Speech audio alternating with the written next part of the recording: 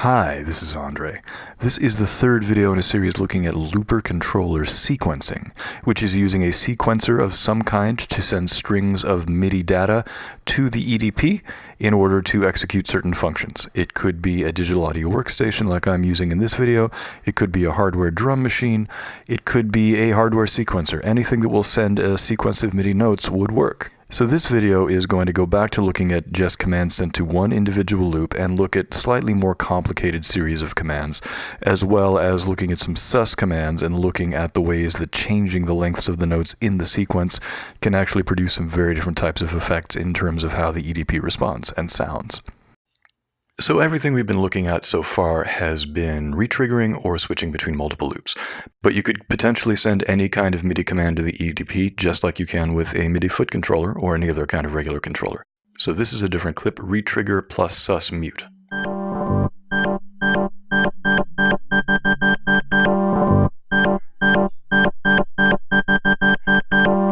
So that's the retrigger button up there on C#4, and this is a sus mute and retrigger function.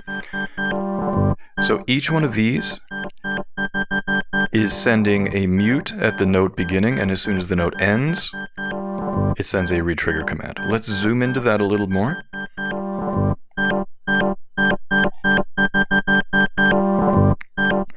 And as I change the length of these notes, you're going to hear that the effect is going to get different.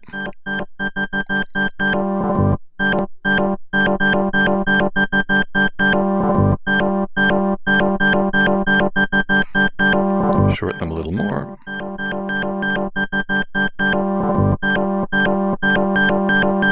And let's lengthen them.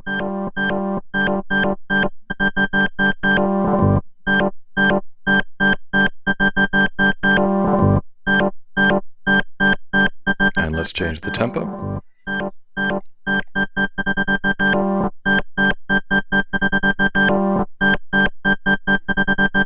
And let's play with the length a little more of that new tempo.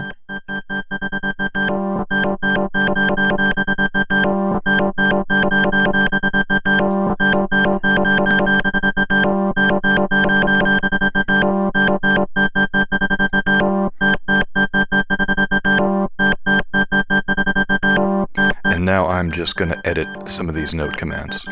Get rid of some of them, maybe add some new ones.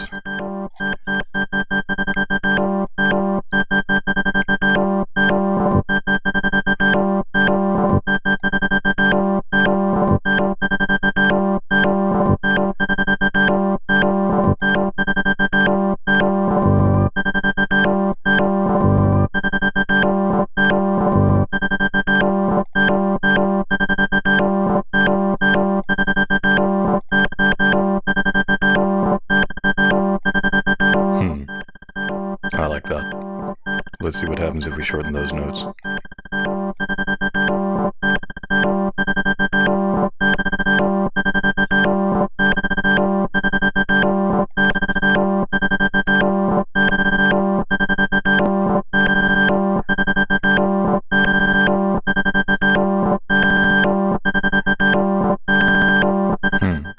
Let's speed it up a bit. And let's extend the length of the notes a bit.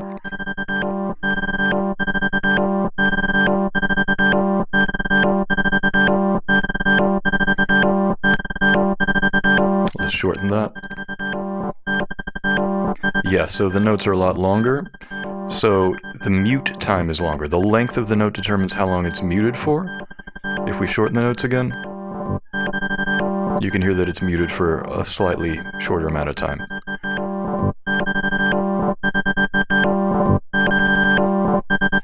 And let's just see what happens if we go into some slightly higher tempi.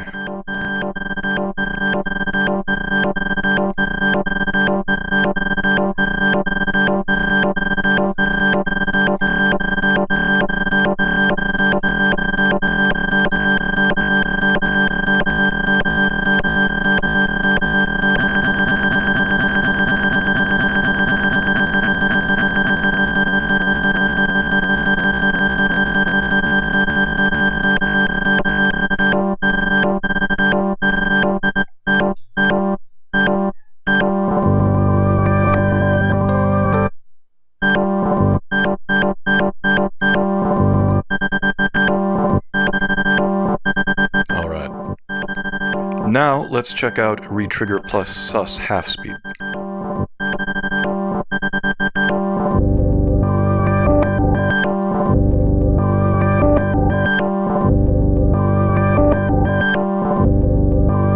So C3 is the SUS half speed command, and just like the SUS mute and retrigger, it goes into half speed for the length of the note. As soon as the note ends, it goes back to full speed.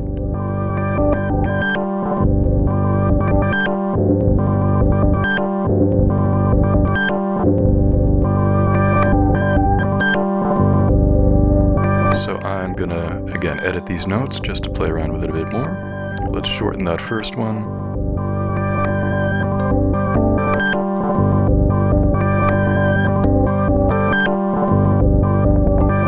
And let's shorten these notes so it has a split second to go back to regular speed.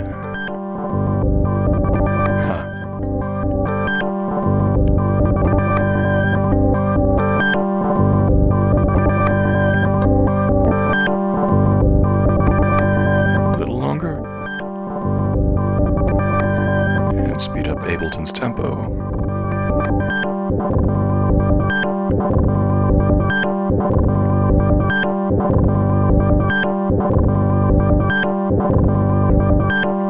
And then let's check out sending SUS Reverse commands on this clip.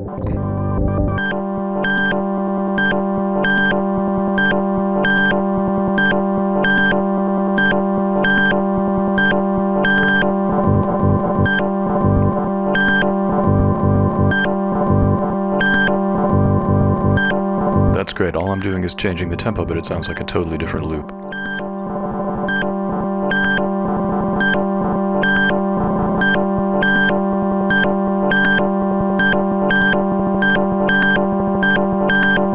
I'm curious. Let me try something.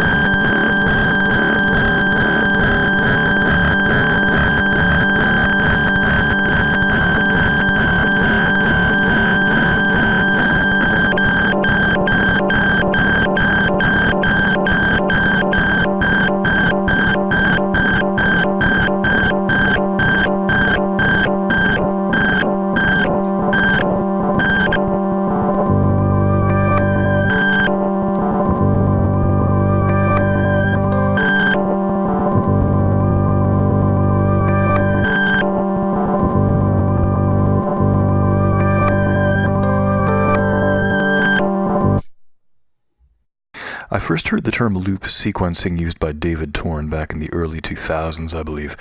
And it's something that's been done for a while. It's not super commonplace, but a fair number of people do it. I know David has used it. There's a great guitar player and electronic music fellow named Ricky Graham who has done some crazy stuff controlling an EDP using different clips in Ableton Live.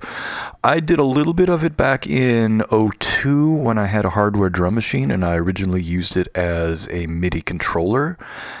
Just hitting the different drum pads as an alternate MIDI controller, and then it occurred to me that there was actually a sequencer built into it, and I decided to try doing stuff with that. I'm not an expert at it by any means, but I have to admit I'm having a really good time examining it and kind of re-immersing myself in the subject doing these videos. So I'm really intrigued to work with this stuff some more and see what comes of it.